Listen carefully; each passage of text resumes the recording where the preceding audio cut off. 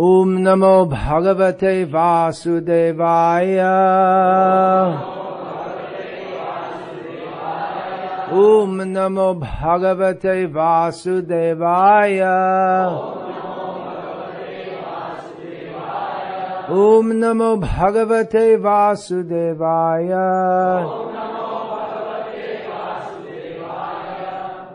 Srimad Bhagavatam, Canto 1, Chapter 3, Text 26, translation and commentary by His Divine Grace A.C. Bhakti-Vedanta Swami Prabhupada.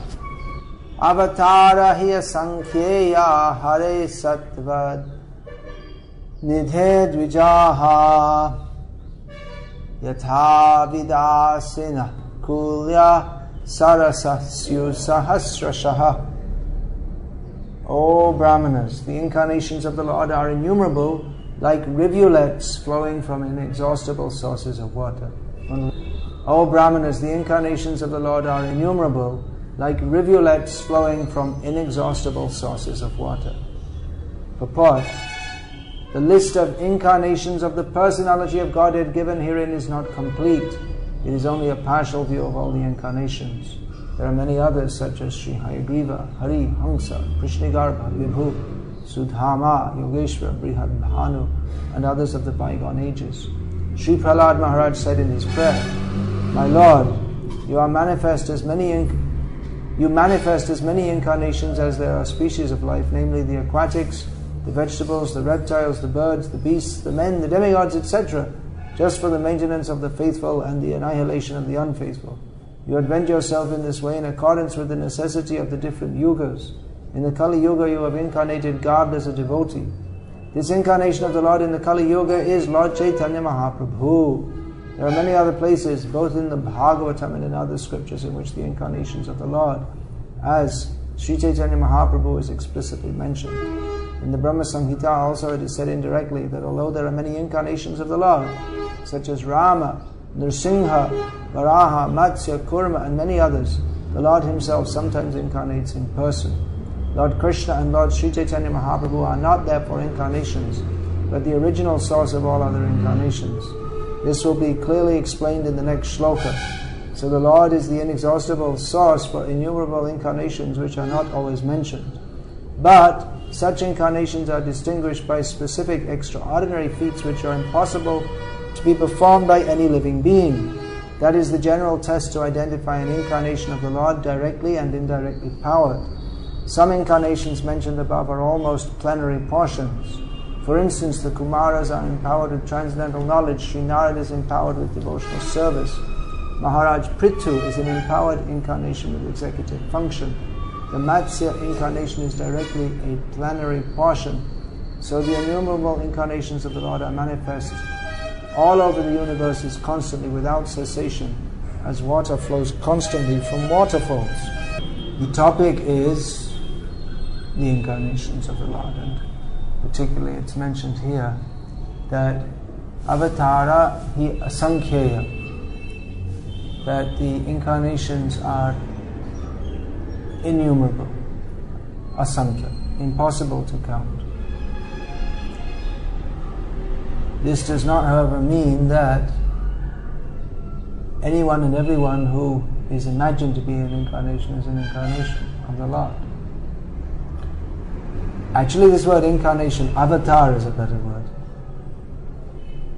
Even in English, that word is understood now. Or not misunderstood, it's misunderstood. It's entered the English language. Avatar is misunderstood to mean all these bogus people, practically. But avatar, that is a more precise word. That means who has come from above, who descends. Whereas incarnation means, it literally, if we see the etymological root, it means one who has accepted a body. So in one sense, even the jivas can be called expansions of the, they are expansions of the Lord, vibhinamsha. But the avatars particularly refers to Swangsha, those who are the direct personal parts and parcels of the Supreme Lord. They are called Swangsha. And Vibhinna, different Angsha. Amayavangsho Jiva Loke. The Jivas, Krishna declares in Bhagavad-gita that the Jivas are also his Angshas. But that is defined in Varaha Purana. There's a difference between Swangsha and Vibhinangsha. Swa means own part, directly the Lord himself. And Vibhinangsha means separate. So the avatar, they are the Supreme Lord, or those who are then also some special jivas. They're also called avatar because they descend from the spiritual world to the material world with a special function to perform on behalf of the Lord. They may be Shaktya Vaishyavatar, as some examples are given here. The 4 Kumaras, they are empowered with transcendental knowledge. Jnana Shakti Sancharata. Narad Dev he has the Bhakti Shakti. Prithu Maharaj, Palan Shakti. They are called Shaktya Vaishyavatar because they, in a particular function, they act in the same way as the Supreme Lord. And Avatar because they come from they're sent by the Lord from the spiritual world specifically for that purpose, to execute a particular mission on behalf of the Lord. So Prithu Maharaj, for instance, an example is given here. It's called Shaktya Vaishyavatar. He's a representative of the Supreme Lord for this administration of the earth planet. Narada Dev is a representative of the Lord for preaching and establishing bhakti. Any great devotee who is specifically empowered to preach Krishna consciousness is understood to be Shaktya Vaishyavatar. Kali Kale Dharma Krishna Nama Shankitan Krishna Shakti Bina Nahe Ta Pravartan. In this Kali Yuga, the Yuga Dharma, the religious process for the age, is chanting the names of Krishna. But only one who is specifically empowered by the Lord can establish Krishna Nama Sankirtan in this world. So such persons are also considered Shaktya Vaishyavatar, not Purna Avatar. Purna Avatar means that they have the 60 qualities of Narayan. From them innumerable universes emanate. That is not a quality of the Shaktya Vaishyavatar. Others who are not Purna Avatar, also Manu. There are 6 kinds of avatars which Lord Chaitanya is mentioned. Who can say? I already said. Manvantara. Manvantara. I just said Manvantara Avatar is one.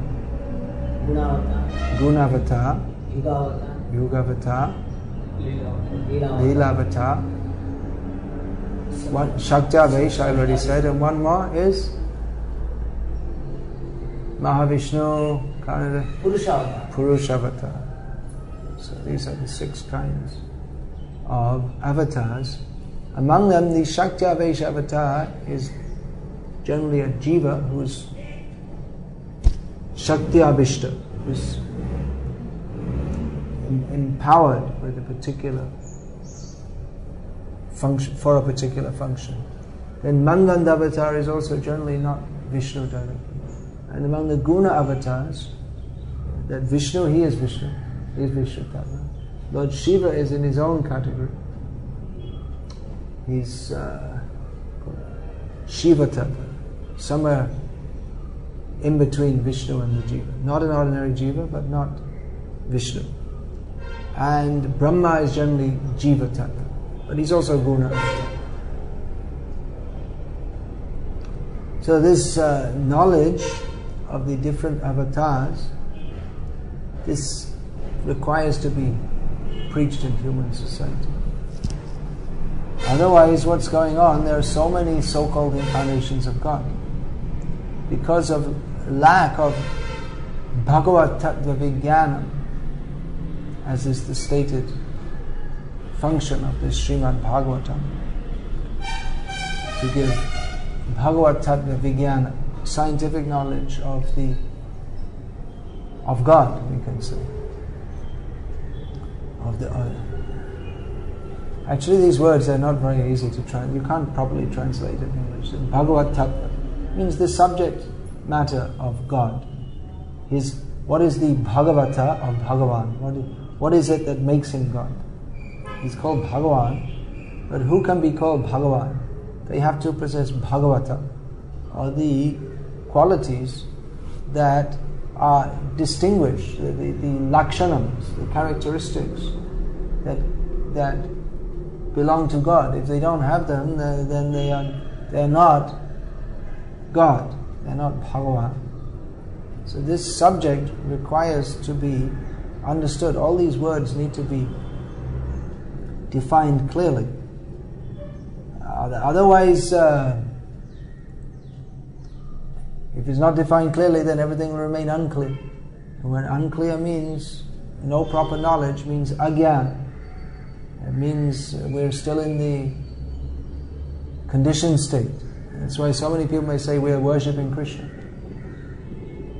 But that doesn't mean that they're pure devotees, or they're going to Krishna, or even that they are worshipping Krishna, even if they say they are, because they don't have a clear understanding who is Krishna, or what is the meaning of worship. So Chaitanya Mahaprabhu taught knowledge of Krishna beginning with Sambandha Jnana, Abhideya, Prayojan. So all these three are interlinked. What is our Sambandha? According to our understanding of our relationship with this, then we get an idea of what is the Prayojan. But even the Prayojan, what is the ultimate goal? That is, anyway, let's go back to that. Understanding that we're servants, then the Prayojan means to serve Krishna in the best possible way. And that also sets the Abhideya, the process of devotional service. So Chaitanya Mahaprabhu, he taught what is actually Prayojan. Our Sambandha, Krishna Nitya Das. And he defined Prem Prayojan, Premapu Marto Mahan. Love of Krishna is the ultimate necessity of the jiva. But Chaitanya Mahaprabhu, he taught Prem Parakashta, the topmost level of love of Krishna. When we talk of service, generally we have the concept of service means there is one who is superior and there's one who's inferior. And that is service. But there's another kind of service also. There's a service which is performed out of love, not for payment or not out of force, or not only out of respect, but out of love. Just like the wife serves the husband also serves the wife. Of course, in this material world, there's no actual love, but this is Chandra Shakha Nyaya. This is giving an example by which we can understand something which is beyond our present ken of understanding, grasp of understanding. So this, the wife serves the husband serves the wife, because not out of force, that may be in some cases, but ideally out of a sense of affection. So Chaitanya Mahaprabhu taught love beyond surrender. That Service, yes, but even beyond surrender, yes. Kinkar, that word kinkar, I mean that's one of, there are so many words for servant. Sevak, Bhritya, kinkar, das, kinkar is a word. Kinkar, what shall I do? It means personal attendant, who's serving. But higher level is to do what Krishna wants, to understand what he wants, without asking. So Chaitanya Mahaprabhu taught this, how especially the Vrajavasis, they're in so much depth. Their mood of service is so deep, they know what Krishna wants, and they act in such a way. And it may appear that in their dealings that they sometimes act in a way that is not pleasing to Krishna. But those who can understand that it's all very pleasing to Krishna. Vishwanath Chakravarti Thakur gave the example in relationship with Bhishma Dev shooting arrows at Krishna. And Bhishma Dev is one of the Mahajans. Mahajan, they all teach that we should serve Krishna. So how is Bhishma Dev serving Krishna? By shooting arrows. Actually shooting at Arjuna, but we find many times you'll find in the descriptions of the fighting they shoot the chariot driver anyway. And even if they don't specifically shoot him, then he's likely to get in the way of a few arrows also. So Bhishma Dev was shooting Krishna. Doesn't seem to be like the proper thing for a servant to do. But Vishwanath Chakravarti Thakur, who is certainly a rasa acharya, one who teaches philosophy but brings out especially is well known for bringing out the intimate rasas of pastimes of Krishna. He states that because Bhishma Dev was shooting Krishna in love, there's actually an activity of love, there's viraras, chivalry, that's translated in English, viraras. So some fight with Krishna out of a sense of love, because they know he enjoys it. That's different from the demons fighting with Krishna, like Hiranyakashipu and Hiranyaksha. But they fight in a kind of sporting mood. Even Bhishma Devi is fighting with Arjuna. He had so much love for Arjuna. But in the sporting mood, even in the sporting mood, there may be a sense of wanting to defeat him. Sometimes the gona ras, or the subsidiary ras, that may temporarily appear to overshadow the mukhya ras. The mukhya ras means Vishanta Dasya Sakya Vatsalya Madhur. These are these mukhya ras. So, but it may be that temporarily the gona ras, or the subsidiary ras, may temporarily overcome the sthayi bhav. So in fighting, fighting means you don't do with awe and reverence. There's no awe and reverence in fighting. Not when, at least you might have awe and reverence for the commander of your army, but not for even some awe and reverence may be there, but then in the heat of, just like Arjuna had great respect for his guru. That was why he didn't want to fight. Guru nahatvahi mahanabha bhaktam fight some. What is that? Apihaloka. I mean, it's not right to fight with our guru, he was saying. But he respected them. He was going to fight with them. Before the battle started, he shot arrows just at the feet of Dronacharya, Kripa, Bhishma, Shalya, all the person, to show respect to them. Just accurately, you could put just at their feet. But then in the heat of battle, that respect, it's going to go away. Otherwise, if you're standing like this, you're not going to be able to fight. So, Bhishma was angrily trying to kill Arjuna. And Krishna was there also. He knew that, he said, I will fight so severely that Krishna will have to come and attack me. So he was not fighting. He withdrew as as Duryodhana had suggested, Bhishma wasn't fighting to his fullest extent because of a sense of partiality towards the Pandavas. So then Bhishma lost, or he became so angry and fought. So his Vira Ras, that overshadowed his sense of reverence for Krishna. His attitude towards Krishna was, we can say, predominated by Vatsalya. He considered Krishna, he's my junior nephew, like this. So, but in the battle, he was shooting Krishna.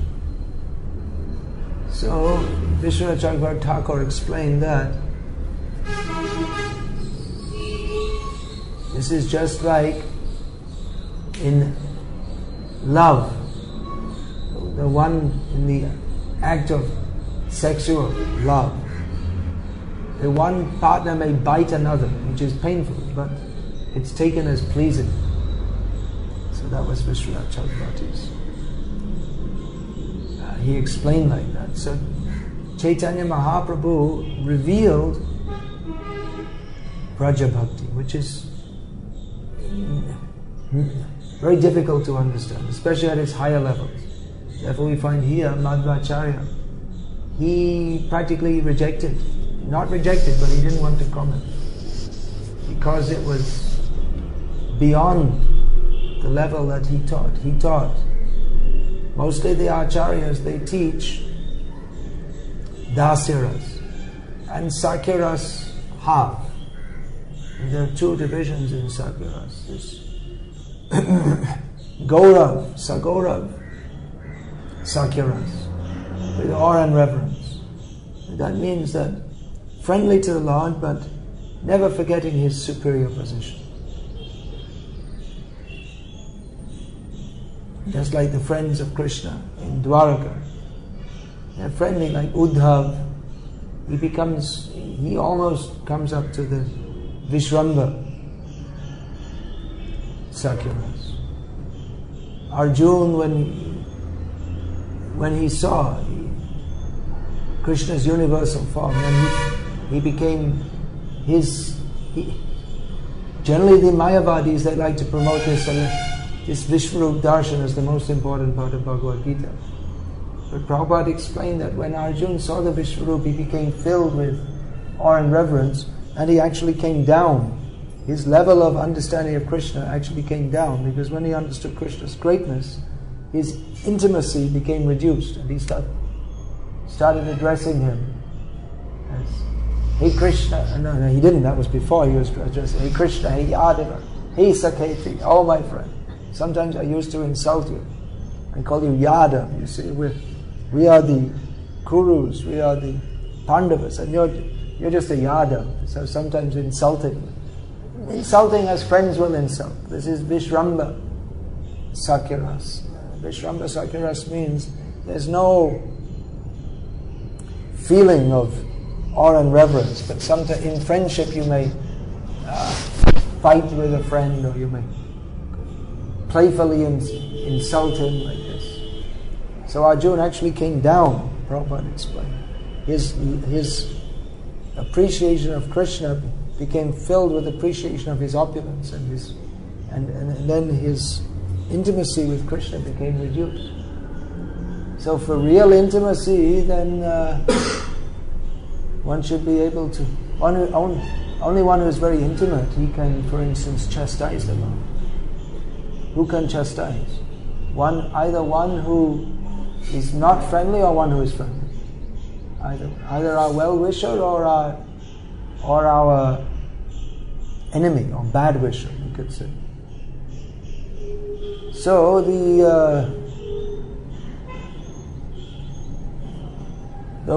there may be devotees of Krishna, but they don't understand Vraja Bhakti, because they cannot imagine how anyone can chastise Krishna. They cannot imagine how anyone can climb on the shoulders of Krishna without being an offender. And therefore they discount Vraja Bhakti. or they may comment on it, but they leave out the essential portion. Therefore, Chaitanya Mahaprabhu, he is the essence. We're talking about incarnations, essence of all incarnations. Avatara sa Chaitanya Avatara. Here we have the word, we're using the words swangsha. So Krishna is or avatar. So Krishna is swangshi or avatari, the source of all incarnations. Chaitanya Mahaprabhu also non-different from Krishna. Non-different, but even more, because Chaitanya Mahaprabhu is Radha and Krishna combined. They are non-different, Radha and Krishna, but they're not together. Radha, Krishna, Pranaya, Vikriti, Hiladini, Shakti, Asmad. Ekatmanav api bhuvi pura deha vedam gato Chaitanya akyam prakata yad prakata yad adhuna tadvayam aikya rupam Radha bhava dyuti suvalitam nomi Krishna swarupam. Radha and Krishna are one, but their exchanges are on the platform of transcendental love, and for this they are eternally separated. But they have come together again as Chaitanya Mahaprabhu, Radha and Krishna combined. So when Radha and Krishna come together, then because Radha is stronger than Krishna, her bhav is stronger than Krishna, which is why Krishna came as Chaitanya Mahaprabhu. He wanted to understand, what is Radha's love for me? I'm missing out. So Radha bhava, Chaitanya Mahaprabhu is Krishna with Radha bhav. So mostly he forgets he's Krishna, because Radha bhav is stronger than Bhagavad-bhav or Krishna. And duty, and he becomes black, Akrishna. Krishnavan and Twisha, Krishna, his Twisha, his bodily effulgence is not black, not that of Krishna. So he's golden avatar. Gauranga, Gaurasundar, who is Shyamasundar, has become Gaurasundar. So he is Krishna, the Avatara Sa, is the essence of all incarnations. Now, mostly people don't think he's incarnation, because incarnation they expect to do something like Pralaya payodi jale kritavana sivedam vihita vihitra vachitra makedam keshava drita meena sharira jai jagadisha. They expect him to do something like assuming the form of a giant fish and swimming in the ocean of devastation, saving the Vedas, or assuming the form of a giant boar and lifting up the earth, or killing all the Kshatriyas, because people think God must be great. So they measure in terms of what they consider to be great, physical strength or something like this. But Chaitanya Mahaprabhu's greatness is not demonstrated like that. Most people in India think he's a devotee. He's another devotee. At that time there were so many devotees. There was Mira, Kabir, and there were all so many misconceptions. But Chaitanya Mahaprabhu's greatness lies in his love and how he has distributed that. This is his greatness. That greatness to kill the Kshatriyas, Parashura, Shaktya Vaishamita, or greatness to lift the earth. But Chaitanya Mahaprabhu's greatness, greater feat than lifting the earth, is lifting up the fallen jivas. There's more. Especially so why all the avatars, their business is Pritranaya sadhunam vinashaya tajushkritam dharma samsthapanartha sambhavami yuge yuge. Crushing the atheists, uplifting the devotees, and re-establishing the principles of religion. But Chaitanya Mahaprabhu has done that in the most extraordinary manner. He has given love of Krishna to a degree which even the previous acharyas, who were themselves so powerful, They did not even, they hardly began to conceive of. Ramanuja, Vallabh, to some extent, Nimbarka, to some extent they've seen what is this. But Chaitanya Mahaprabhu, this is described in Sri Chaitanya Charitamrita, that the Krishna came and he brought the Prema Bhanda, the storehouse of love, but it remained locked. He didn't distribute it widely. But the Panchatattva, they came and distributed this very widely. So Chaitanya Mahaprabhu's greatness lies not in extraordinary physical feats, although there were some such things also. What we would call miracles, just like in his childhood once he slapped his mother and she pretended to faint, and then the local women told him, if you bring a coconut, then only she can be revived. So he went out and immediately came back with a coconut, and they were astonished. How is this possible? Even Bhaktisiddhanta Saraswati Thakur explained that at that time there were no coconuts growing in that area, so coconuts were not a common thing. Mostly coconuts, they'll grow in the coastal regions, isn't it? Here you have so many coconuts. The further you go inland, isn't it, you won't see coconuts so much. So Mayapur is quite inland. Bhaktisiddhanta Saraswati Thakur explained. That time there were no coconuts in that area. It's an uncommon thing. But he brought. So he explained that this was not a coconut of this material world, it was a coconut of the spiritual world. So like this, Chaitanya Mahaprabhu, he performed some such feats. One time they were about to do their Sankirtan. In the evening, they would begin Sankirtan in the evening. And so many clouds assemble, and dark sky, and the rumbling thunder looked like there was about to be a great storm. So Mahaprabhu looked up at the clouds, clapped his hands, and they all cleared away, and they had nice Sankirtan. So there are these, in some ways he showed his Bhagavata, as people expect, but it's in a manner which is inconceivable to the jiva, to the conditioned soul, because the conditioned soul, he measures everything in terms of physical. So when the Lord appears to do some physically impossible feats, then they become surprised. Oh, this is something wonderful. That you see this Sai Baba, he does some tricks, and they think, oh, he must be God, because of lack of knowledge of what is the Bhagavata of Bhagavan, what is that which makes him God. But Chaitanya Mahaprabhu is Avatara Sa, essence of all incarnations, because the actual work of the Avatar, he comes down to lift us up. He doesn't come down and become one of us. He comes down and goes back, and when he goes back, and he brings back so many with him.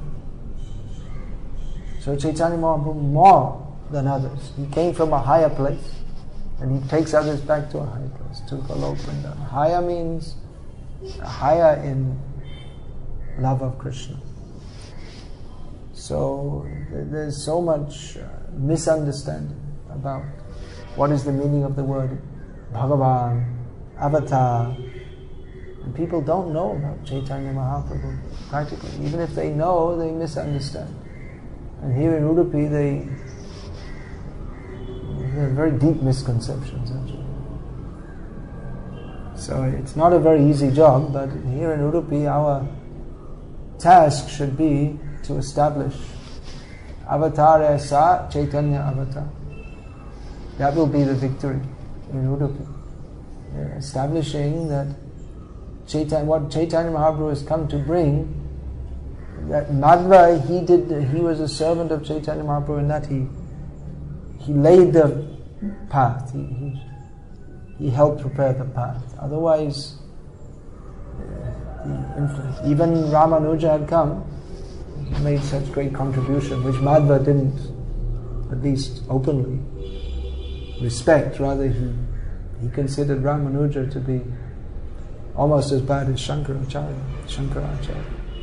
But Madhva, that Chaitanya Mahaprabhu particularly accepted, he appreciated his total rejection of Mayavad. This he appreciated. Of course, he so totally rejected Mayavad that the Dvaitavadis won't accept this, but his Dvaitavad was also so much Dvait, Shuddha Dvait. There's no, but then it means he established what is the difference especially between Jiva and Ishvara. 6 kind of difference between Jiva and Ishvara, Jiva and Jara, Jara and Jara, Panchapet, 5 kinds of differences, and Jiva and Jiva. So he analyzed indeed. But if there's so much, there has to be some non-difference also. Otherwise, how can the Jiva relate with Ishvara at all? If it's total, if they're absolutely in a different category, then how can there be any relationship? So he emphasized the difference to such an extent that it's very difficult for how the Jiva can even relate to the Lord at all. So Chaitanya Mahaprabhu, philosophically also, that should be established. How Chaitanya Mahaprabhu's philosophy, that is the perfect harmonization of all the Vedanta teachings. Madhva also, he rejected Bhedavakya.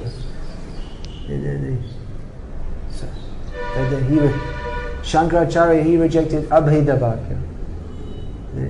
Or he emphasized the Bhedavakya, the Shruti texts that emphasize difference of the Jiva and the Lord. Shankaracharya gave importance to Aham Brahmasmi, the Abhedavakya. Aham Brahma, Tattvamasi, that's also Bhedavakya, but Shankaracharya, actually Tattvamasi is Bhedabhed, if it's properly understood. All of them are, if it's Aham Brahmasmi is also. But his interpretation gave only non-difference. Tattvamasi.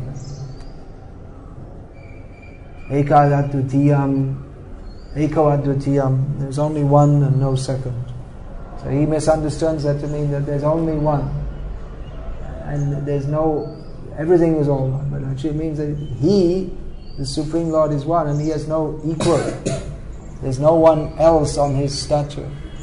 So Shankaracharya, like this, he took what he considered to be what he considered he gave 4 what he called Mahavakya.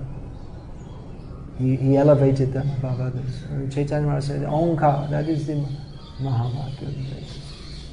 And Madhvacharya, he took the Bhedavakya and he minimized the Abhedavakya. But Chaitanya Mahaprabhu showed the perfect harmonization, that none of the Vedic mantras are to be minimized. They're all Brahma, they're all spiritual. So, and they're all meant for the elucidation of the absolute truth. Therefore, if we reject any of them, then we're not properly serving the Vedic mission. So Chaitanya Mahaprabhu showed in this way how Madhva, he rejected Shankara, but in so doing he also to some extent rejected some of the message, or didn't fully explain some of the message of the Vedas. So Rasovai Saha Asayam hi evadam ladvananti bhavat. Ultimately the essence of Shruti is to understand the Supreme Lord as Rasamai. He is full of ras, and we are also we have a function to perform in service to Him. If we're so different, if we're totally different from Him, then how can the Lord derive any and what? How is it possible that it's so different and we are only coming from Him? So there should be some semblance in it. This is basic logic, that the effect should have some relationship with the cause. So you can't say it very loudly around here, but Madhva's philosophy is also incomplete and defective. It was meant for it's complete in one sense, but then if you see what Chaitanya Mahaprabhu has given, then you see that it hasn't come to the... It cannot fully explain Raso Vaisaha. He is full of rasa. Not to the extent that Chaitanya Mahaprabhu has given. It's inconceivable. We say Achinta Veda, it's inconceivable to those, to the madras, for instance. It's even Chaitanya Mahaprabhu taught that which is Veda-atit, beyond the Vedas, which is not acceptable at all to madra. But it's Veda that's showing the way. But ultimately, this Gyan is not all in all. The rasa is to be experienced. So these are all very subtle and complex topics. Ultimately, it's beyond Vedavani, or maybe not beyond, but the pinnacle of understanding Vedavani is to go beyond understanding.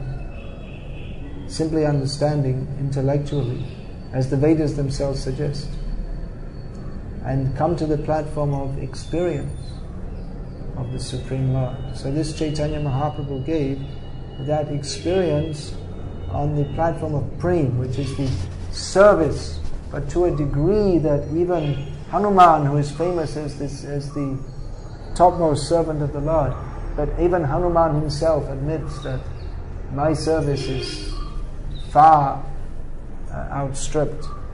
Of course, everyone will say that, but practically there is no comparison to that which Chaitanya Mahaprabhu what is it?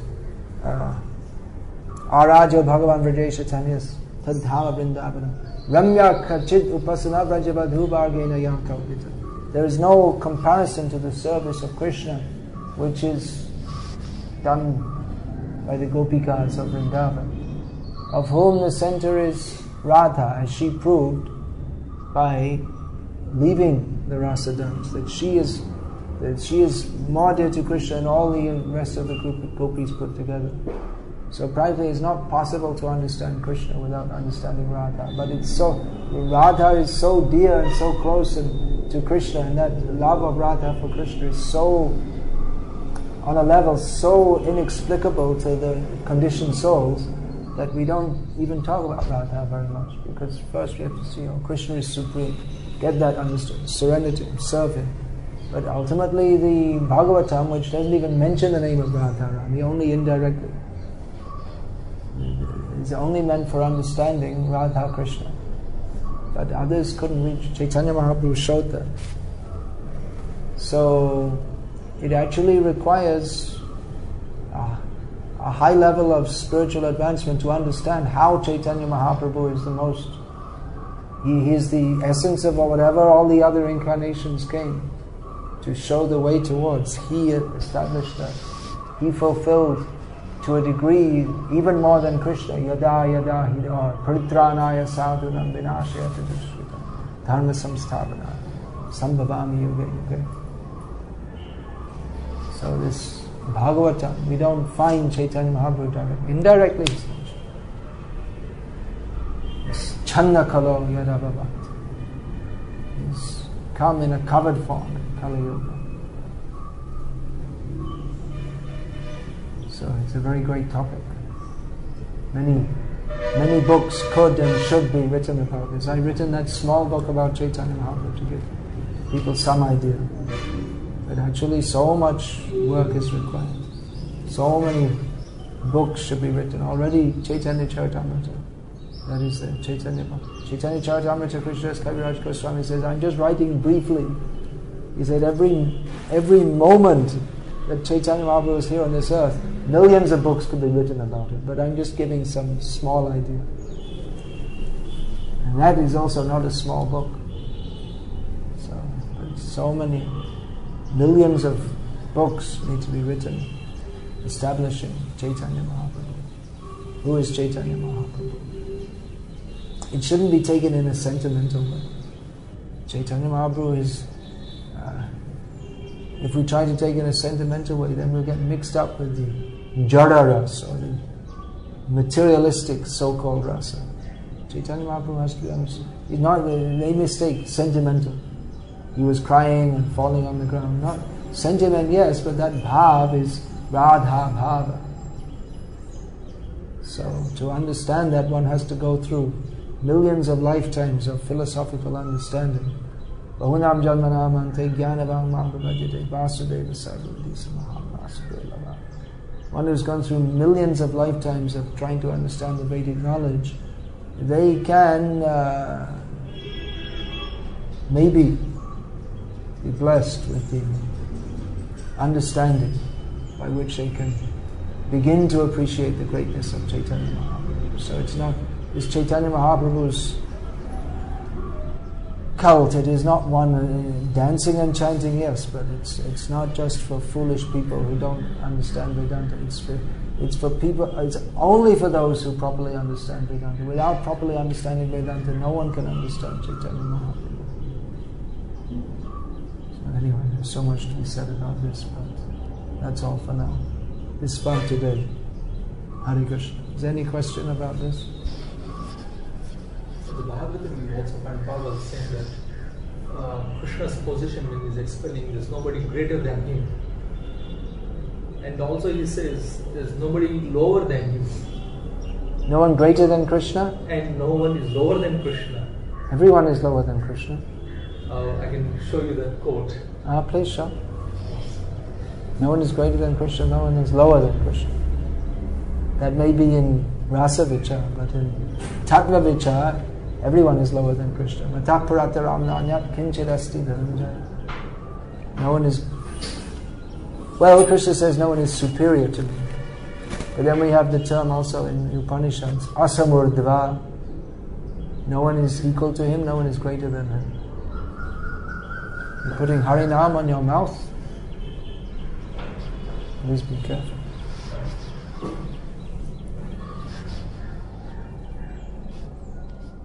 So in Tattva Vichar, everyone is lower than Krishna, except Radha or Nanda Maharaj. Even in Tattva in absolute Tattva Vichar, then Nanda Maharaj is also lower than Krishna. But in Rasa Vichar, then Krishna may be the same as everyone also.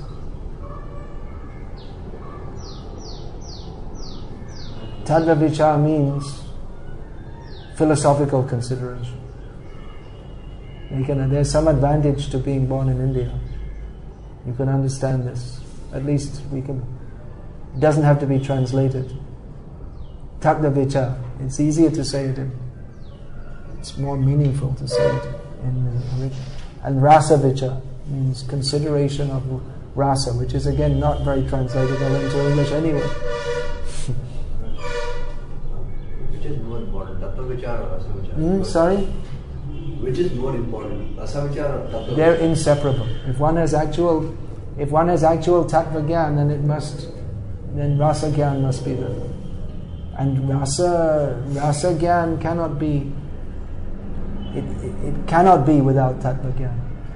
If we say we only want Rasa, we only want to hear about the pastimes of Radha and Krishna, but we don't want to hear about the Tattva, then that's Sahajya, that's all. Then misunderstanding.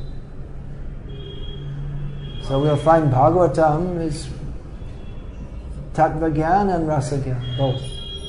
The two are inseparable. Now, in the case of the Vrajavasis, their Tattva Gyan of Krishna as the Supreme Lord is covered over because their Rasa Gyan is so rich. They don't even consider it Gyan. Maybe they don't even know the word Rasa. So on the level of in Leela, then especially in the highest Leela, then Rasa drowns Tattva Gyan. So in that sense we could say ultimately Rasa is the highest. Just like Raso Vaisaha. You don't say. The ultimate Tattva is Rasa Tattva. Raso Vaisa. We don't say. There may be others also. Statements that he is Tattva, but just to be, we say Vishnu Tattva, but it's not. Vishnu Tattva is only understandable through. Who is he? He's not just a feature or a function, but ultimately he's full of love. But even that love, you see how Rupa Goswami has categorized that in Bhakti Rasamrita Sindhu, and again in Ujjvala Nilamam, categorizing. What are the different rasas? What are the divisions of those rasas? What are the expressions of those rasas? What are the stages within rasas? What are the stages leading to prem? Even when prem is developed, what are the stages of prem? So, all this. Therefore, he is known as Rasa Acharya, Rupa Goswami. Hare Krishna.